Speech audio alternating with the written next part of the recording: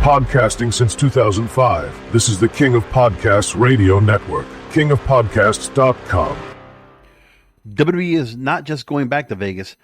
It's like they haven't even left. Woo! Hey, this is the Nature Boy Ric Flair. And believe it or not, whether you like it or don't like it, learn to love it. Because you have to listen to Wrestling is Real. It is the best thing going today.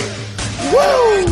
The worldwide leader of podcasting excellence. The King of Podcasts radio network proudly presents The Wrestling is Real podcast, because wrestling needs us.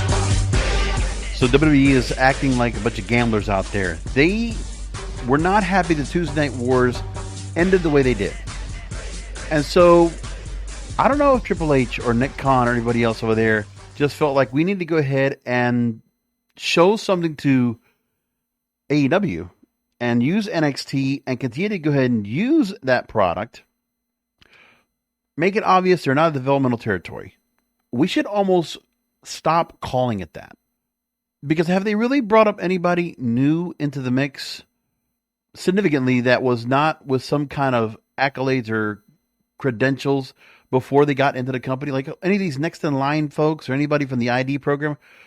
Ask yourself the question, is there anybody from those groups right now that are on NXT at the moment and being showcased some new talent? No, they've had a lot of people that have been up there for a while. And quite a few that are from the Rainbow era, the ones that are left. And the ones that are getting called up they're free agents that they brought in. For whatever reason, they decided to give them, we're going to give them a probationary period in NXT. Let them get around some main event work. A couple of the stars got some gold. Then we're going to take it off of them, and then we're going to throw them on the main roster with no fanfare. Because the apparent word is that Ricky Saints, Jordan Grace, and Stephanie Vaquer are all main roster bound. So Stephanie Vaquer drops the women's title to JC Jane of all people. I don't understand that. That decision I don't get. I guess put it on somebody from Fatal Influence. All right. I guess there's some kind of you deserve this kind of thing for whatever happened from the fallout of all the members of Fatal Attraction. Mandy Rose was champion, right? Gigi Dolan was never champion, but instead she got released. It's JC Jane that's the one that gets to receive the spoils. Why? That's almost favoritism to me. I haven't seen JC Jane necessarily give me any kind of impression that she was the most talented member of that group, let alone the one right now she's in. But okay.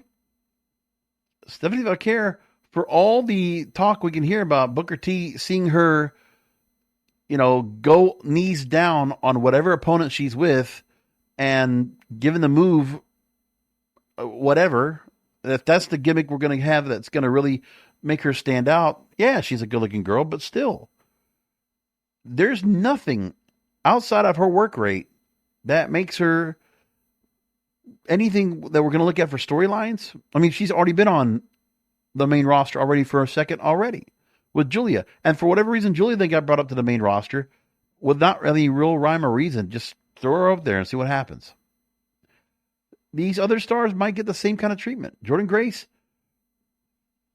the paycheck must be good because I don't see what her benefit is right now coming out of TNA to go and work here. But hey, I mean, it's the highest end of the wrestling ladder you're supposed to be in. So for her or for Stephanie Vaquer or for Ricky Saints, yeah, they all destined to go and get to this point because this is the highest part of the totem pole. This is the pinnacle of their careers to make it to this company. It still is for many people. This is the very top of the game. If they want to be in the wrestling business, they want to be the very best, they go to the best company, and that's still WWE at the end of the day. We know that. We're not denying that. But we see the TKO management and some of the decisions they're making right now just relentlessly there's a phrase I like to go and use when I talk about broadcasters. And I'm talking about my Broadcasters podcast. I'm going to be real quick on this. So radio stations, I used to be in radio before podcasting. And in radio, we have what's called private equity companies. You might be familiar with those. Well, in the way that they manage the assets that they own for radio, they have had these companies. They took on debt these companies had. And what have they done with these companies? They just picked them apart, trying to make as much money as they can off of them. And when they can't make the money, then they start making adjustments like a good corporation should. You start cutting out talent. You start cutting out jobs. You start cutting out various positions. You start making cuts so that the towers that they owned to broadcast the radio stations are sold so they can rent them. The buildings they used to own to operate and house these radio stations, they sell them to rent them. It's a continuous move to do whatever it takes to keep their bottom line and to continue to go and make money. And when they can't make enough money to go up against the debt, that's why they hold on to these companies, because they're not worried about making good on the debt and clearing it. No, they just want to keep making money while holding on to the debt. They're not going to resolve it. They're just going to keep it on unless they have somebody that tells them they have to, like the SEC or whoever else. They don't care. Well, TKO right now is doing the same thing. They're just monetizing. And I don't know who it is in the background now that's deciding to say, well, a couple of years ago when Dynamite first came on the air, we've talked about Tuesday Night Wars ad nauseum. So this is just an extension. So NXT Battleground, which did have one newsworthy thing that happened with the new NXT champion, Trick Williams, and the fact that he's going to go and take on Mike Santana, as we talked about, he's going to go and take on Mike Santana for the TNA title, and they're going to defend it on NXT television. Not on TNA, but NXT TV next week. Now, I don't know what they're going to do with TNA because those shows are taped. So I don't know if Trick Williams was involved with anything with the title going into TNA television now. I couldn't tell you. They did have Under Siege. I don't know if they had any tapings on the Monday after, to which then Trick Williams had to go ahead and appear at the Performance Center on Tuesday night. I don't know what they did. So are they going to have Trick Williams regularly on TV for TNA? Like, is there going to be any benefit for Trick Williams on TNA that benefits TNA? Like, is there any benefit at all? I'm still waiting for it. As far as I'm concerned, because of this relationship, WWE has been able to go and buy in for the fact that NXT and TNA are on the same level, and that TNA absolutely needs NXT. I don't know if it's true or not, but it's like, that's their idea, that's their plan. But another corporate organization, Anthem, that has changed a lot. Once Scott D'Amore was let go, no longer the creative control to say, you know what, maybe we want to make sure that whoever we have in this main event picture, that TNA is going to benefit from it. You're telling me that Mike Santana is going to flip the belt off of Trick Williams? No. I don't see Mike Santana being at that level. They haven't given him the X Division title. They didn't do anything else with him. But again, he was already tag team champion before. I don't know if they've really made any direction with him or any headway in his singles run. I don't see it yet. It wasn't there in AEW. I haven't seen it here in TNA. I don't know. I think people are just really into still seeing Santana without Ortiz just because they remember the tag team and they're trying to support him nevertheless. But has he really made any strides? I don't think so. I haven't seen it for myself. He's just had featured feuds. And this is all of a sudden, it wasn't like he was any kind of contendership to get dropped into the fact of being in a world title match for the TNA title with Trick Williams. I don't know. Boggles the mind. So NXT is making some choices. I don't know what that's going to be and what they're going to be doing with that, but some of the choices I haven't really understood. And Ethan Page beat Ricky Saints. So Ethan Page doesn't get moved up. He stays in NXT. I'm trying to make sense of all this. It's got to be a favoritism thing with some of the stars that Triple H or Shawn Michaels say, you know what, move them up. There's a favoritism in this here. It's not merit-based. I honestly, wholeheartedly believe that the decisions of who is being booked right now on the main roster or in NXT, it is all not nepotism, but it's favoritism. It absolutely is. There's not any rhyme or reason to it. We are in a house show loop. Maybe NXT's booked a little bit different, which might make a little bit of a difference, but that's it. Otherwise, whatever's being done now on that main roster doesn't make much sense. And it's as if the intelligence of the main roster audience, the cult-like fandom, it is a cult now. I've been kind of being hesitant from saying that, but now the social media following, the fandom that I talked about that's been toxic and delusional, juvenile, delusional, and toxic, they are a cult. It's a cult-like fandom right now. Look at how they are doing the television. When you see Seth Rollins coming out with Paul Heyman and the new triple threat, I mean, that's what they are. It's an accumulation of the original, what was the triple threat before, was Shane Douglas, Bam Bam Bigelow, and Chris Candido. Same idea. So they make Braun Breaker look like the Terminator, but there's no gimmick to him. He's just there.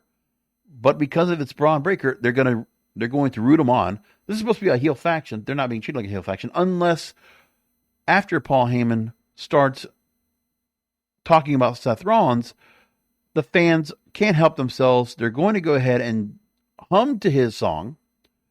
But when Seth Rollins starts talking, we're going to boo him. There is no sense. The crowd doesn't care about it making sense. They just want to do their chants. They just want to do little things out there. It doesn't matter what the storyline is. It doesn't matter what characters are being built. It doesn't matter. The TV show is built for the house show. The ratings say it all. So this past Monday night, the ratings, you can talk about it being Memorial Day or not, but still Memorial Day is only effective here in the United States, but not the rest of the world. 2.7 million viewers worldwide. That's it. As one among the lowest in the top 20 of Netflix programming. And it's not like Netflix is like running away with like new TV shows right now. They have some shows that have been up, but like it's not like they're blowing away anybody else away with any other programming right now. It's just Netflix has that up on their home screen on Monday nights. And that's the 20th choice, or among the lower end of the top 20 choices that Netflix subscribers, some 300 million viewers, they prefer to watch something else and not something that's live. Not something that's live. Oh, we don't want to see Bert Kreischer and Tom Segura on television. We don't care about that. They didn't care about that 20-minute segment for Seth Rollins, Paul Heyman, and the crew.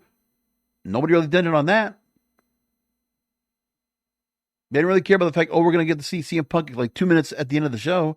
That's it. They didn't care about that. Money in the Bank qualifiers? I don't know. But they're not giving us much of anything to really care about. So, riding the ship right now of the television does not matter to this company. Because they're making so much money on the pay-per-views. The premium live events. And now, they can't help themselves. They're going to put as many events as they can possibly. Now they're just going to go ahead and just paper the schedule with events. We have another Evolution coming up. The weekend of All In. It's like as if WWE wants to just make sure that they think that by doing this All In Texas in 45 days, they want to make it where it's non-existent. It's like, it's not even in the mindset because the machine of WWE is going to go ahead and promote everything else. So they want to promote the fact that they're going to have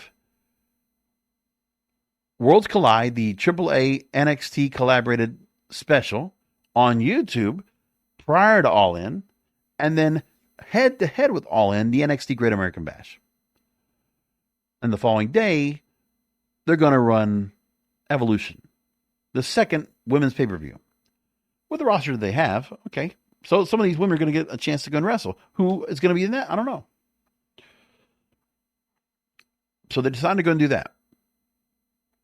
And then they already did the same thing with NXT Battleground, going up head-to-head against Double or Nothing. But what I did notice from social media, it looked like the buzz for Double or Nothing was much more prominent than Battleground. NXT, if you don't want to treat it like a developmental territory, where's the star power that really stands out that's going to go up against the stars you have over in AEW? It's like they just want to keep throwing it at the wall. And that's going to go ahead and put a dent onto NXT itself, because you're trying to go ahead and... But the thing is, they don't care about putting NXT up there. They're not getting a big gate for these events. In some cases, they're going to be a performance center, I guess. I don't know where the Great American Bash is going to be at. But they just decide, we're going to just put it somewhere. And I'm trying to figure out, is it somewhere that we're going to be able to see it? Like, I forget if there are any venues they're going to be at where this is going to be. So I don't know that part. All right. Great American Bash will be at Center Stage in Atlanta. It's not a big venue. It's like another TV taping. Remember, this is where WCW Saturday Night used to be filmed. MLW has worked shows from there. NWA's worked shows from there. So, like, remember, it's not like this is a major venue here. It's just a venue that's going to have for this. They'll get enough tickets for this kind of crowd. And they couldn't get 1,700, or they couldn't get a full house for Yuengling Center in Tampa for the Tuesday night show. That's why they had to move it to the Performance Center. But they're going to have this NXT show. Why not? Also forgot, Saturday night's main event will also be going on as well. Let me get this right. All right, so they're already doing a whole lot of shows anyway. You have Worlds Collide on June 7th. Money in the Bank, same night. Forgot. That's the next thing they got coming up. But then 5 days later, we're going to just pad that weekend with a whole lot of programming. They have the rights on Peacock and Netflix, so they can just throw up whatever they want. The thing is for them, for the WWE, is that they're already making their money. They're not worried about the fact that they already got their subscribers for Netflix and for Peacock. They're not going to make any extra money off these pay-per-views, off these premium live events. They already got their money baked into the cake. It's whatever they make on the gate, which is not even going to be that much. But for All In, they want to be able to get that stadium in Arlington, the baseball stadium, Globe Life Field. They want to be able to go and sell that out.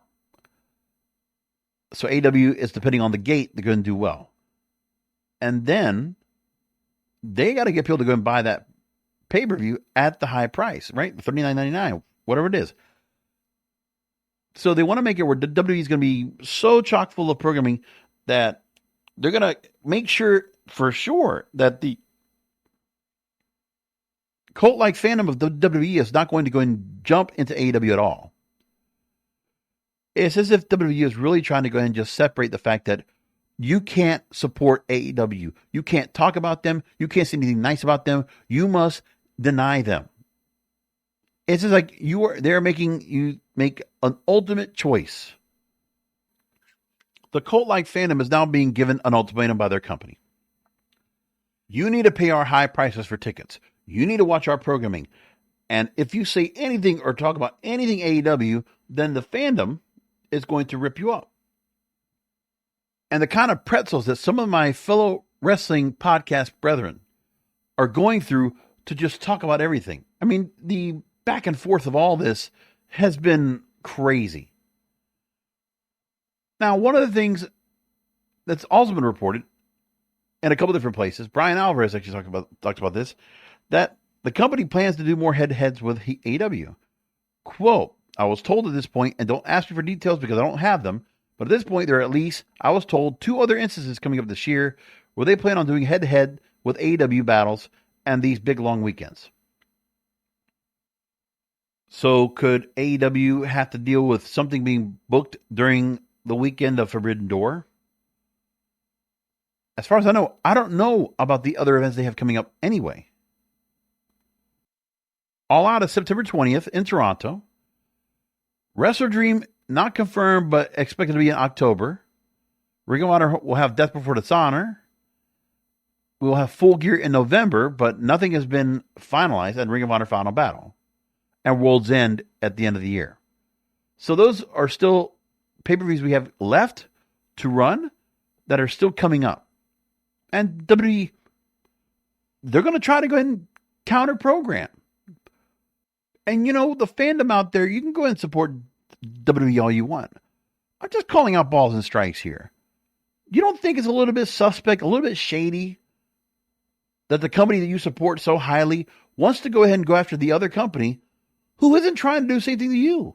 It's just like, why is it that they have to go ahead and just continue to go and bully AEW? Because I don't see AEW saying anything at all. After all the comments I've been reading at all, Tony Khan said something when he was asked about in the post scrum of Double or Nothing. And he says that WWE trying to counter-program AEW's events is the most consistent event head-to-head scheduling since Jim Crockett Promotions. But says that it will end a lot differently this time. That's it. Let's go ahead and take the comments as said by Tony Khan. We'll go ahead and play it real quick. And Mark Hoke, 101.5 FM, Las Vegas. How are you feeling about other companies scheduling events on top of and around yours on a consistent basis? It's pretty consistent. I'd say it's the most consistent event head-to-head scheduling I've seen since Jim Crockett Promotions. Saw a lot of scheduling that went that way. And I can tell you this will go a lot differently than that did, Mark. Thank you for asking. So the thing is that I think he understands the pay-per-views that AEW's been putting together. Like Revolution was pretty good. Could have been better. Double or Nothing was actually good. I like Dynasty. I mean, for overall, there's a good thing right now. The momentum, at least for AEW's storylines, have gotten better. The storyline now with the Hangman Adam Page issue that he might still be in bed with the Young Bucks and the EVPs and the Death Riders while he's going after the world title at the moment. And Swerve Strickland doesn't want to trust him. And Will Ospreay's trying to get in the way and trying to mediate and try to get everybody connected to get the Death Riders out. That's a pretty good storyline. MVP, the Hurt Syndicate, MJF, that's pretty good. The start of the Tony Storm Mercedes Moné storyline. Listen, everybody wants to go and complain about some of the other women's stars that are not there and they're not even competing at all. Deonna Purrazzo's not working for a while. Thunder Rosa's not been seen much for a while. Britt Baker's not been seen around anywhere. I get it. I mean, there's just some stars that are not being noticed. Scorpio Sky is also talking about the fact that he has not been out there and active, but he's healthy. But I don't know. I don't know what to think about some of the stars and the contracts that they have. But the truth is, some of those names, if they were not under contract at AEW, what else would they be doing? You know? Like, are any of them going to be doing anything over? Are they going to be going to WWE right now? Because are you going to get to do anything over there? Because, you know, at the same time, you can see certain stars in AEW that are not getting work right now. They're kind of inactive.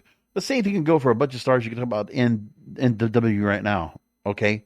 Karrion Kross is still basically on the bench. He might be doing some backstage stuff, but he's wrestling on the main event. He's not wrestling on the main roster. He does not have a feud with anybody. You might be talking to Sami Zayn, but he's not doing anything with Sami Zayn right now. There's no feud being set up with him.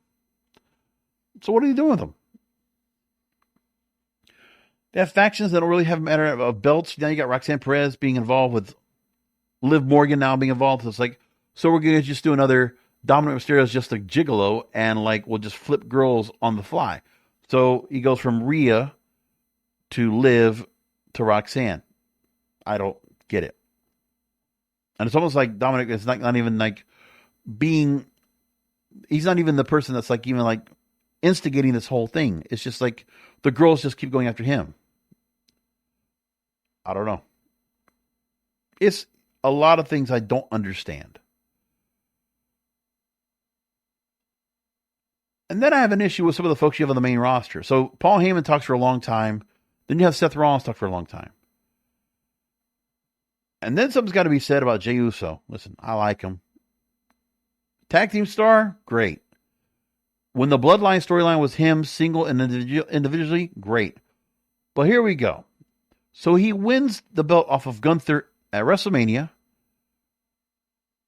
And then Gunther takes a month off to face Pat McAfee. And now we're going to reheat Gunther and Jey Uso again. And Jey Uso gives us promo gold like this. Saying my days as champ are numbered. I'm done with everybody using an excuse for this title to turn their back on the people who brought them up. I do have friends. I do have family. I'm a real one, Oos. I fight for them. They fight for me. Now, the thing is, I remember when we had the penitentiary stuff. Jimmy and Jay worked together. They could kind of fill each other's voids, fill the silence. And I feel like Jimmy needs to be out here to go and help out Jay. Because Jay on his own, you never really had him do much promo work. Because remember, leading up to holding the belt, being the champion, I don't remember him doing a lot of long promos. He would just do like a quick thing as he's going into the ring and gets the big entrance with the yeets going all over the place. This crowd, remember a couple weeks ago, would keep doing the yeet stuff, and he was trying to tamp them down. So the crowd's actually trying to be respectful and trying to let him go on, and they're trying to support him. And you can hear the crowd desperately trying to go ahead and build him up, even though this is cringe.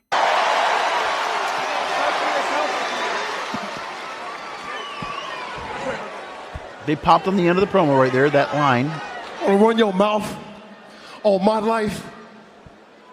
You want to judge me? Go ahead. He's still pacing. He's still pacing. He's still pacing. He's still pacing. This is the guy that 3 months ago, before WrestleMania, we finally saw heat coming out of Gunther. Remember, it was like 3 weeks before WrestleMania that he finally decided to go ahead and beat down and bloody Jimmy Uso. And Jey Uso was locked up, handcuffed, where he couldn't do anything about. Gunther leaving Jimmy Uso in a bloody mess. And I don't think at any time during the lead up to WrestleMania to his title win at all have I felt any kind of real heat or animosity or anger or real passion behind Jey Uso actually being pissed off at this big German schmuck for what he did to his brother. I don't even feel like he got the revenge on his brother, but they don't care here. That's a minute of that promo right there. Jimmy Uso should have been out here to help out, hopefully, but they don't have him out there. Big Jim's doing something else. They shouldn't have split him up. But look at this. With no bloodline, Jey Uso by himself, he's struggling. Still pacing. What you fighting for is less than what I'm fighting for, Oos. I'm not overlooking you. Gunther, I know what you're capable of. I'm not overlooking you, Oos. I know you in and out, man. Okay? I'm going to see you in Phoenix. But Gunther, at the end of the day, Oos, I'm fighting for their support. No, I mean, wow. That last 40 seconds was just, somebody give him some cue cards or something, man. Where are some talking points for this guy? Jey Uso was left out there to his own demise. No one helping him out at all. I'm sorry. I'm sure there's probably a lot of other people that back in that locker room. They want to take that spot. But the problem is right now is in this company, there is no such thing as merit that takes you up to that top spot. Karrion Kross with Scarlett on his side. Give him the same promo time and put him there against Gunther. He'll kill it. I mean, even after everything he's been through, Final Testament, the helmet, all this other shit they put him through, Karrion Kross could absolutely carry that world title right now, world heavyweight title, and give a good thing with Gunther. I'm just saying, I know we got to get some other stars to do something here, because, I mean, that world heavyweight title, you're trying to put somebody else there. Damn, Finn Balor could have done a better job cutting a promo against Gunther. Finn Balor. And that's not saying much. He does not cut good promos. I'm sorry. I'm trying to think of who else that we have here that could have done this. But that is, like, I could Give me promos from like other people in other companies. Give me Alexander Hammerstone in this spot right here. You know, Henry in that spot. I mean, think about it. There's a lot of names you can think of right now that if you wanted somebody to go and have the belt, they got to be able to talk. Now, maybe he was a little bit nervous. Maybe he was a little bit flustered. Something happened. I don't know. He's done better than this, but in this point right now, he was left there to kind of sink or swim. He sank. And the crowd, to their credit, they stand behind him because they want to be able to eat him. They want him to be in this spot. So they're trying to prop him up. So the audience, they'll just cheer for everything they're supposed to cheer for. They're going to do whatever they can to try to go ahead and build up Jey Uso. Keep a main event. Because what's that going to be like if you can't keep that there? And not just him. Even some of the stalwarts here of the company, Becky Lynch, trying to go ahead and sell herself up against Lyra Valkyria. Did anyone ask for a rematch for the Intercontinental Championship, the women's IC title? Did anybody ask for this? Listen to this one here. And listen to the stipulation for this wonderful thing. These are the promos they had on Monday Night Raw on Netflix. You pay your $23 a month. If not for other shows, you pay it to hear stuff like this. Okay. You say I steal all of these opportunities, right? Okay, well, how about this? If you're so confident, you're so cocky, how about this? How about Money in the Bank? If you can beat me, I will never challenge you for that title ever again.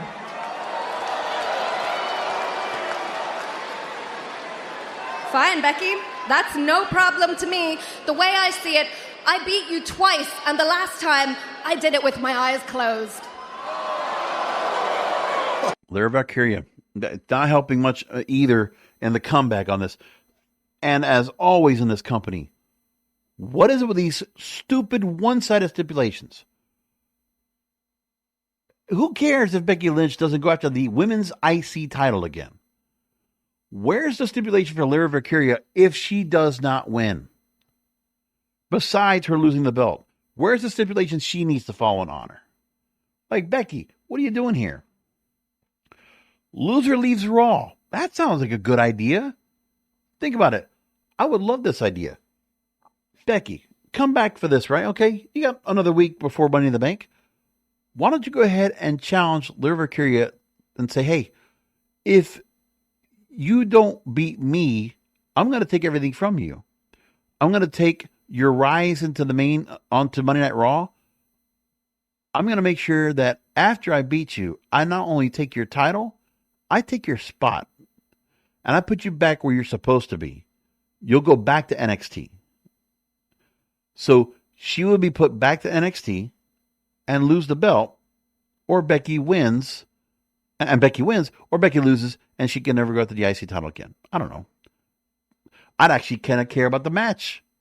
Like, you're not going to get me on the promos right now because the promos are not doing anything. There's nothing, no heat behind this, because I don't care about Lyra Valkyria. I don't care about this relationship between these two. I just don't care. But if you want me to care about something to make the match interesting, give me the other side of the stipulation. But they don't want to do that. Choose not to. Back to Becky Lynch.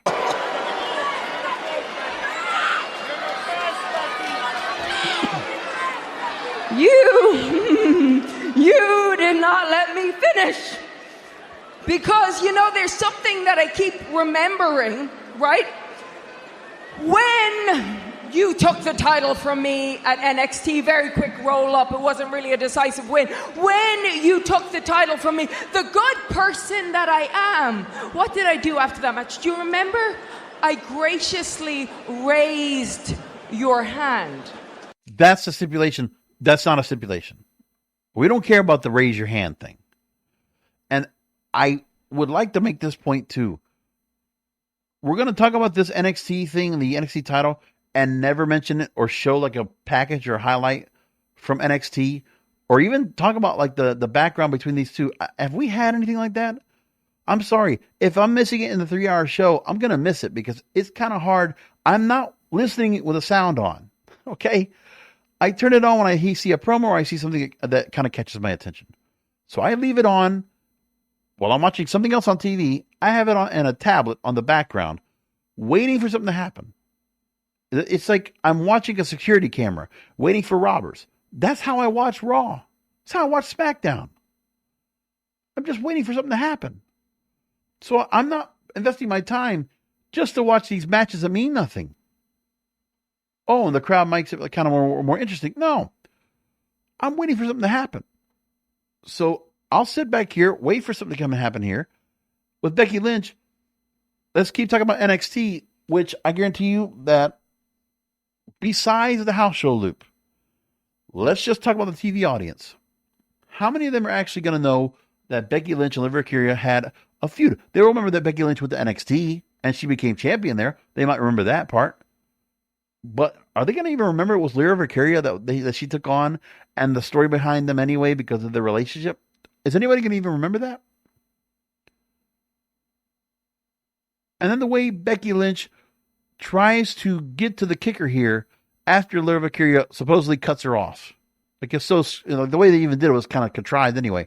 But the way that Lyra Valkyria handled her line, and then Becky just, I don't even know what kind of reactions that was again, but let's try that one more time. From me at NXT, very quick roll up. It wasn't really a decisive win. Remembering, right? When you took the title from me at NXT, very quick roll up. It wasn't really a decisive win. When you took the title from me, the good person that I am, what did I do after that match? Do you remember? I graciously raised your hand. We don't care about respect. So, Respect. When I win at Money in the Bank, when I win fair and square, you have to look me in the eyes and raise my hand. Oh, and the crowd got all hot for that. I'm telling you, man. Some of the thoughts here of what we're doing, it's like, I don't know. I don't get it. Also, we're starting to see that WWE during house shows, they now want to make sure that the crowds are adhering to directives. They don't want fans to swear anymore. So here's what we're hearing from this Wrestling Observer Radio. Quote, people have actually suggested this, of just like making an announcement of, hey, we're here, it's a TV show, it's going all over the world, we want you to have fun, don't swear. In the past, if they had done that, the audience would have started swearing because they wouldn't want to be controlled. But I think this audience is mature enough and smart enough and everything like that. And if you told them that I think they might be okay with it, it's something that's been suggested. I know that, but they don't do it. Okay. They're training the audience.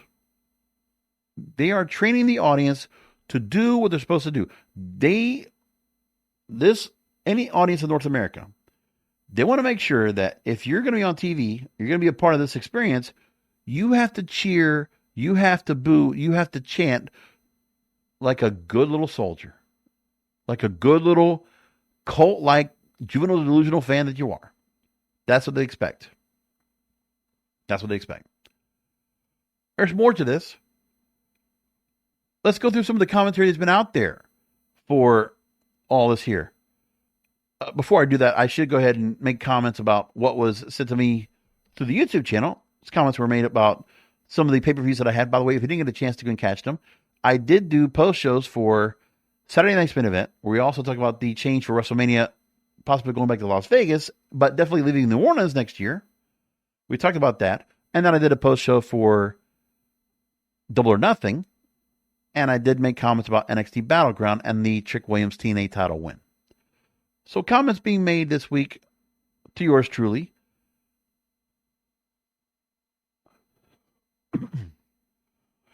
From last week, when I talked about Paul Heyman adding his third man to his triple threat, James Batten 95.4 writes back and says, while I like the fact they had a cage match a la old Saturday Night's Main Event, similar to Hulk, Mr. Wonderful, this show just wasn't impressive. Oh, that's the Saturday Night's Main Event talk, right. Breezy Hack talked about the Wednesday night program where I talked about it, and they said the AEW pay-per-view this weekend is going to be great. WWE Phil off for me to watch any of it live. The NXT is truly a teen drama. TKO is going to continue to ruin WWE with celebrities. So he's taking my comments about what I said about celebrities being more important than the main roster itself. The Black Bolt 5514 says AEW was way too long. Great show, but Tony needs to cut some of those matches. And there's been comments about that across the board where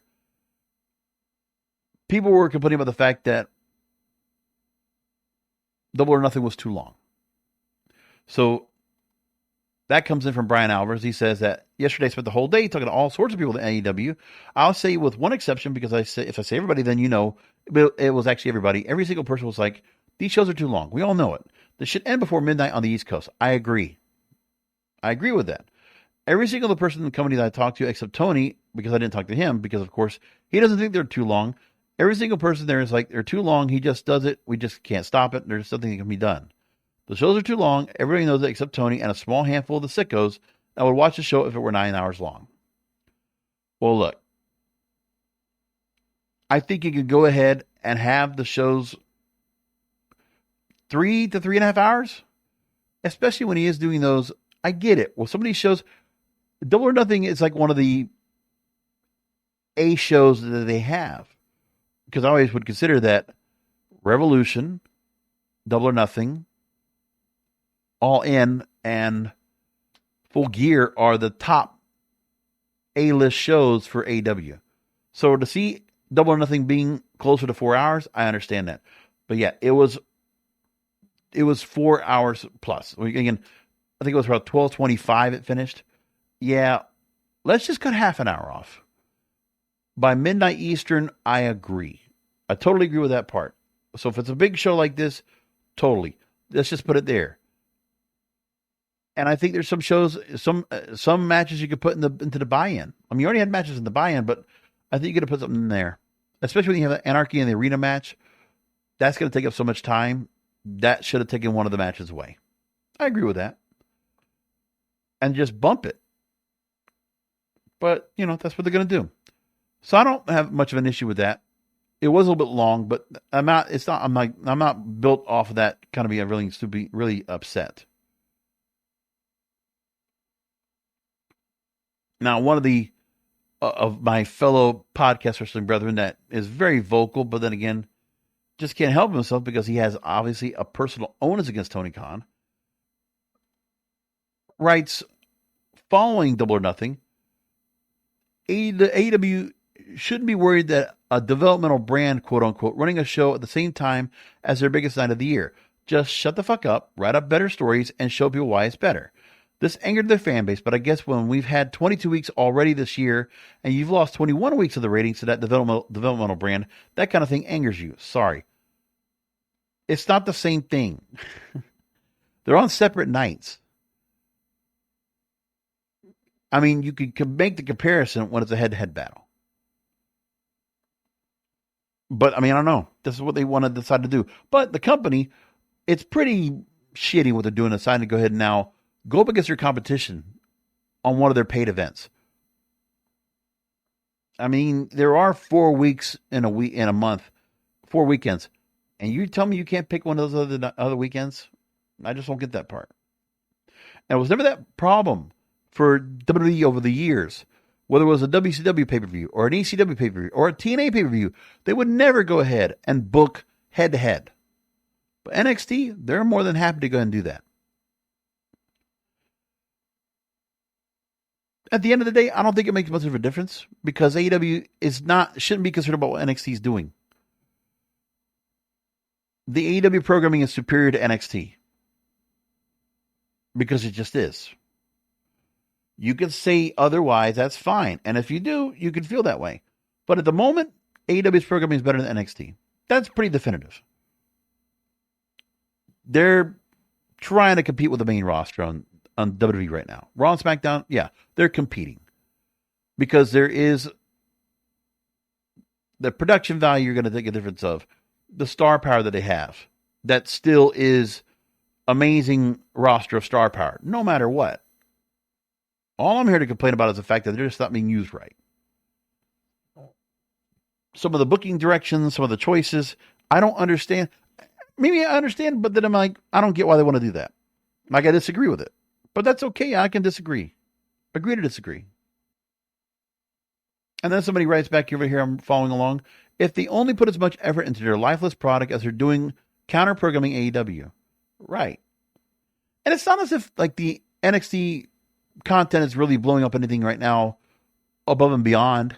I mean, of the shows that they have coming up the same weekend as All in Texas, they're not going to make much of a dent towards All In anyway when it comes down to it. Saturday night's main event, we already see that they're very much predictable in what they do. They don't make any title changes. They don't really do anything with these shows.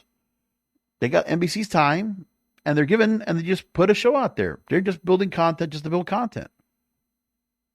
I forgot to mention about the ratings for this past weekend Saturday night's main event. It draws nearly 2 million viewers on NBC. Network TV, under 2 million viewers. 1.969. Now, it is the highest viewership number since the program returned in December. 0.54 in the 18 to 49 demographic. That's better than what they normally get for SmackDown over on USA. So, yeah, that's okay.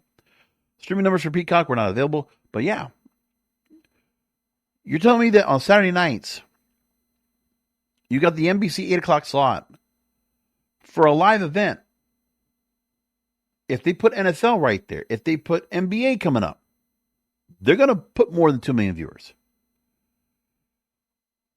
And those 2 million viewers getting succumbed to what was the commercial format for their dramas, but trying to do that in a live event.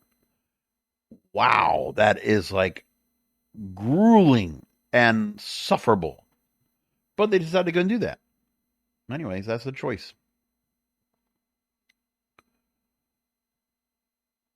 James Batten 9854 also talking about when I talked to my Double or Nothing recap. Says, got to hand it to you, KOP. You called it. AEW did have a good show. And just as you said, Trick won the title. Yeah. Miles away, it was predictable. Decided to go that route. Breezy Hag also writes and says that Saturday night's main event is trash and a waste of time to watch. I'm so happy I didn't watch it at all. Then he also writes about my Double or Nothing recap. TNA sold out their history. AEW is the best going pay-per-views 90% every year. I love AEW watching it on Max.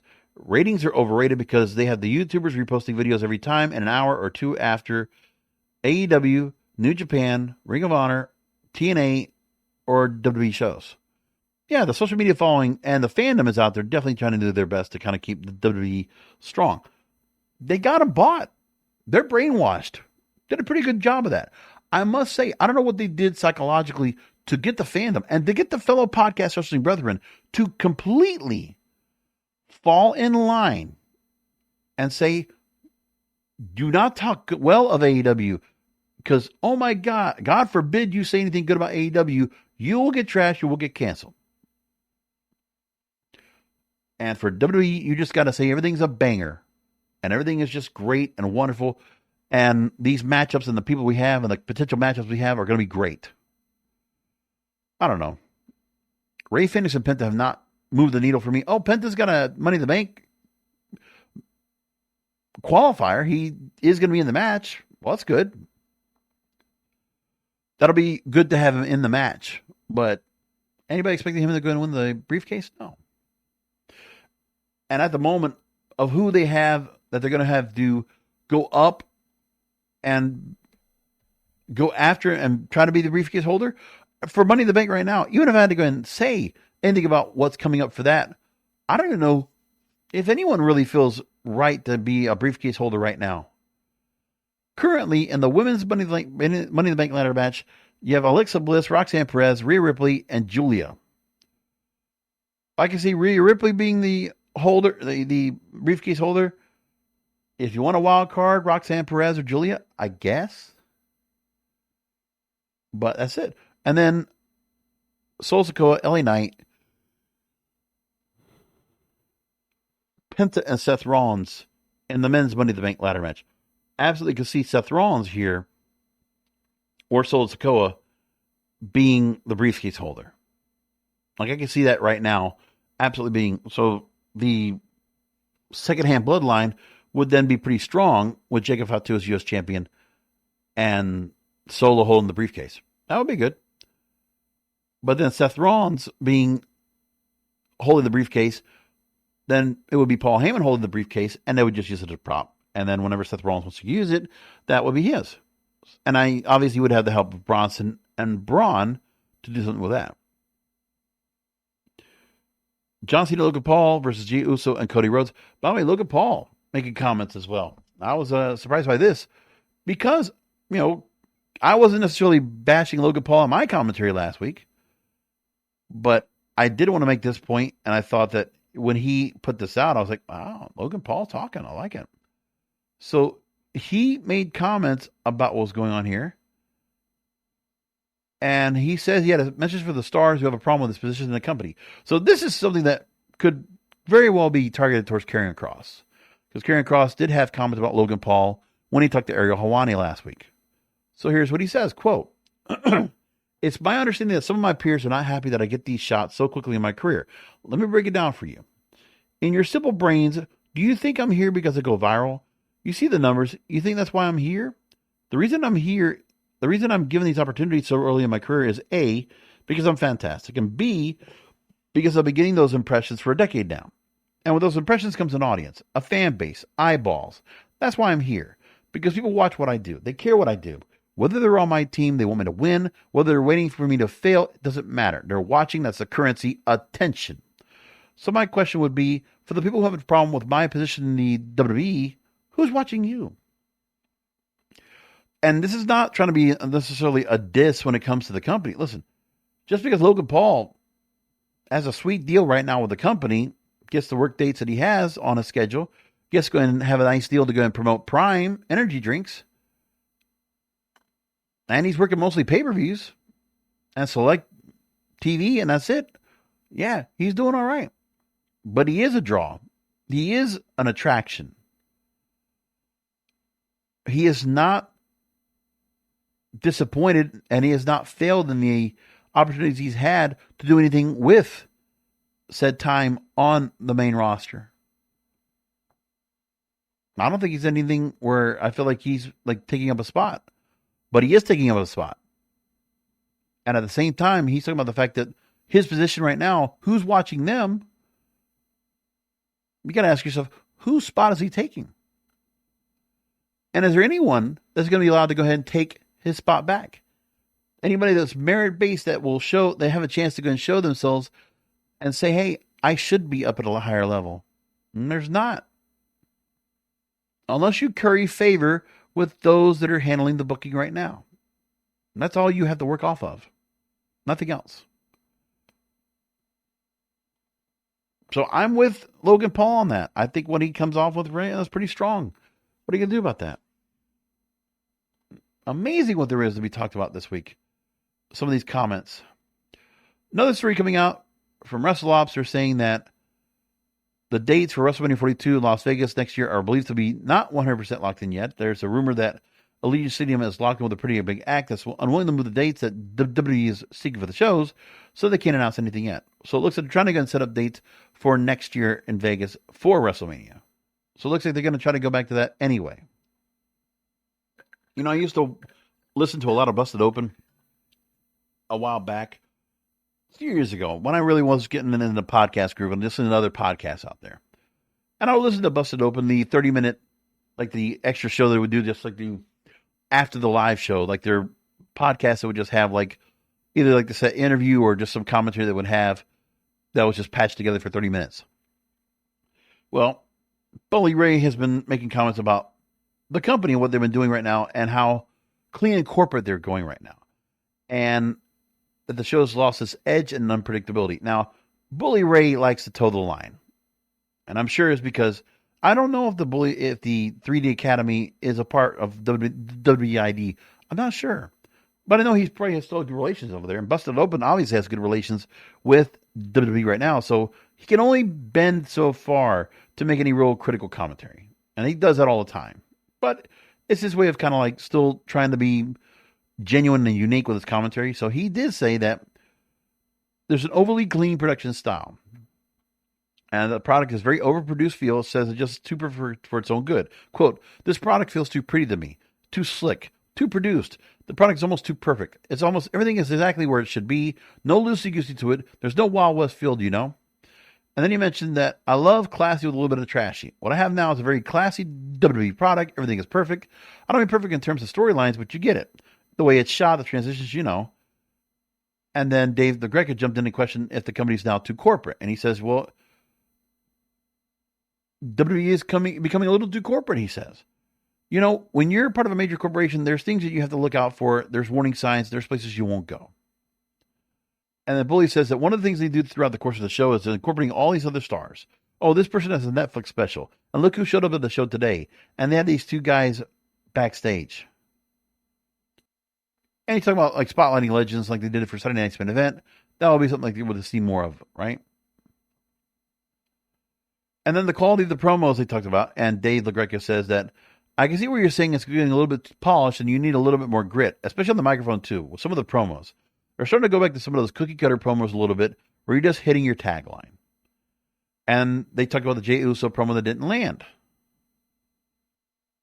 And then Bully Ray says this. Last week, maybe I should have prefaced this week again, but if I'm going to be the broken record, I got to be the broken record. And preface also, it looks like from the way the amount of people that are in the building, everything is still okay. But I'm thinking that's all the good equity they have in the bank already leading up to WrestleMania. And yeah, like they are on the upside right now. And it's just like they would talk about when it comes to WCW when it was at its heyday and money was coming in hand over foot. The product wasn't that good. Well, we're at that same point right now with WWE, right? They're at 1998 level. They're at the end of 98 into 1999 of WCW. They're at that point right now. Actually, I would say they're in 1999 right now. Once the Netflix era started, it's like where we were before Vince Russo came into play. It feels like that. When you have wrestlers that are booking the shows, like again, when Kevin Nash is booker over there, what Triple H is doing was what Kevin Nash would do. I feel like they would be in lockstep with each other on the kind of approach they have. So there'll be the boys they know that they have that are older. Hey man, Seth Rollins just turned 39 years old. Bronson Reed's 36, by the way. He'll be 37 coming up in August. And then you got young Braun Breaker.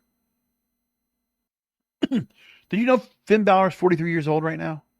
Doesn't look it, but yeah, he's 43 years old. Think about all this. Some of the stars we have right now that are being built up. You got Drew McIntyre over 40 years old. CM Punk well over 45 years old. There's a lot of older stars right now at the very top.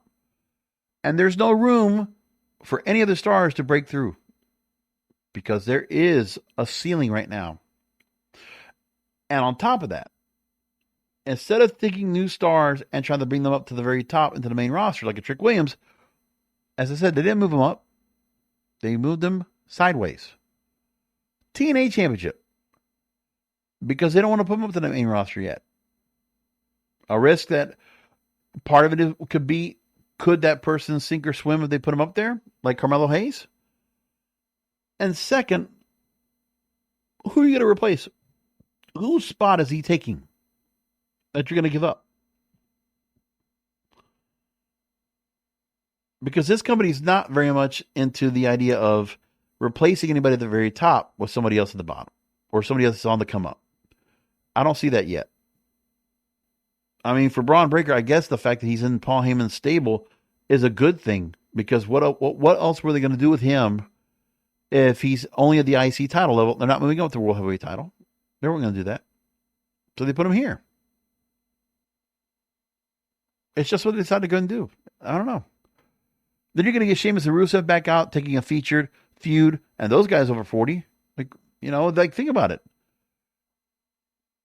They have an aging roster right now. Meanwhile, the roster of our AEW is not as old.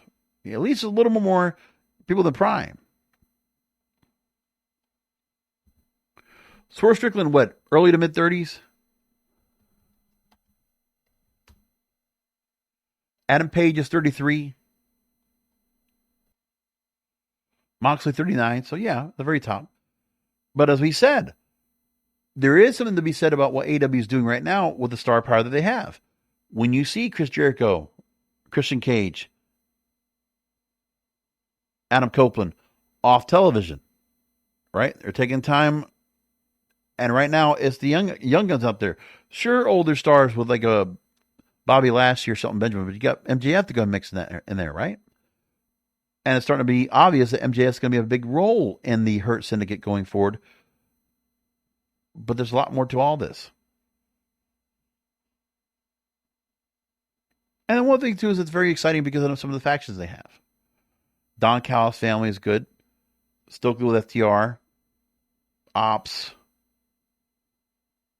I'm starting to finally get a little bit more on the Death Riders a little bit. Just a little bit. I'm still not impressed by it yet. I want that storyline to be done by All In Texas, I hope. That would be really nice. Not a fan of the Frat House, I'll say that too. That's an AEW Dark faction if I ever saw one. Basically, the Frat House feels like they're taking over for Dark Order, to be honest with you. To close things out tonight, what I'm fascinated by right now, the most compelling feud I see right now with anybody associated with the WWE right now, it's not even in the company. It's Pat McAfee and Ben Stiller, because they're fighting each other right now over the Pacers game, the Knicks and Pacers right now in the Eastern Conference Finals. And Pat McAfee goes on the show today to go ahead and talk about Ben Stiller and the fact that he brought up that all these New York celebrities came to Indianapolis to watch the Pacers game. They got, the VIP access. Also saw Triple H in attendance at the game to cheer on Tyrese Halliburton, who had an amazing triple-double night last night, part of that. But yeah, Pat McAfee. Here you go. Here's the promo that we should have heard. Instead of Jey Uso fumbling over his promo for 2 minutes with Gunther, look at Pat McAfee talking about Ben Stiller. Indianapolis, Indiana. We got some big wigs from the big city in the building. Spike Lee is here. Ben Stiller is here. Timothy Chalamet is here. Let's send these sons of bitches back to New York with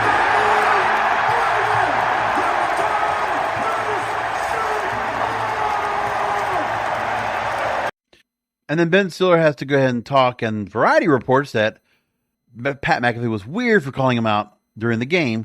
Quote, he must be playing around. If it's an actual point of view, it seems a little anachronistic. Oh my God. Ben, stop it, man. You old, whatever. Like, we're big city rebels, and we shouldn't be in there in the heartland again.